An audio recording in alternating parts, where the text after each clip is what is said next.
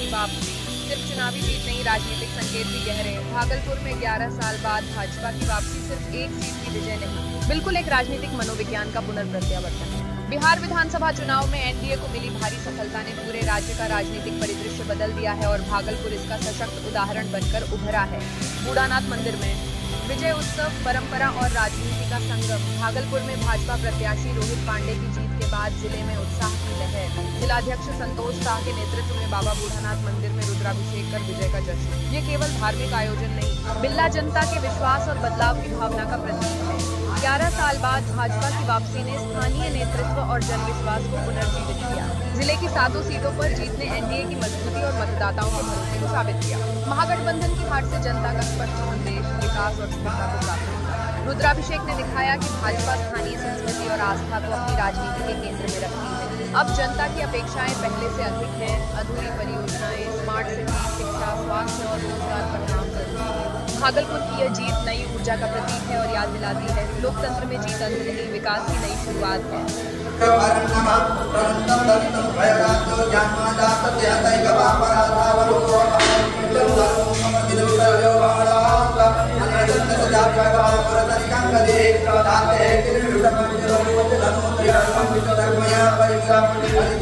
राज्य भागलपुर के बाबा बृहदेश्वर नाथ, जिनकी असीम कृपा से भागलपुर के 11 वर्षों का वनवास समाप्त हुआ। भागलपुर के सभी 7 सीटों पर प्रचंड बहुमत से विजय की प्राप्ति। पूरे बिहार के अंदर और महागठबंधन का टुकड़ा साफ हो गया।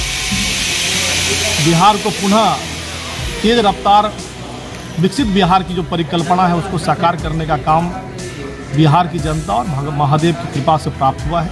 तो महादेव के श्री चरणों में हम लोग भाजपा परिवार के लोग निवेदित समर्पित करने आए। उनका अभिषेक पूजन, उनको धन्यवाद, आभार कि इसी प्रकार से महादेव की असीम कृपा हम सबों पर बनी रहे और भागलपुर सहित पूरा बिहार उन्नति तरक्की के मार्ग पर प्रशस्त हो।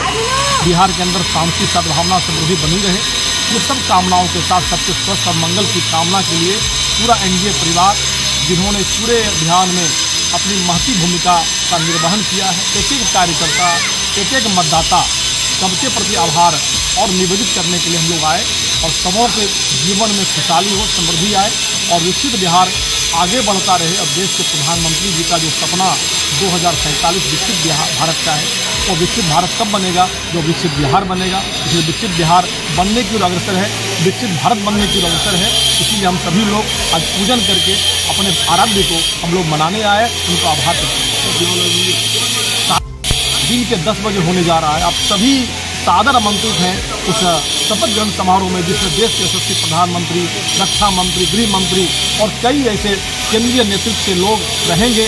आप अभी साक्षी बने इस शपथ ग्रहण समारोह के। आपको पुनः आमंत्रण और स्नेहपूर्ण आमंत्रण के लिए आपको करते हैं कि आप आए और साक्षी बने।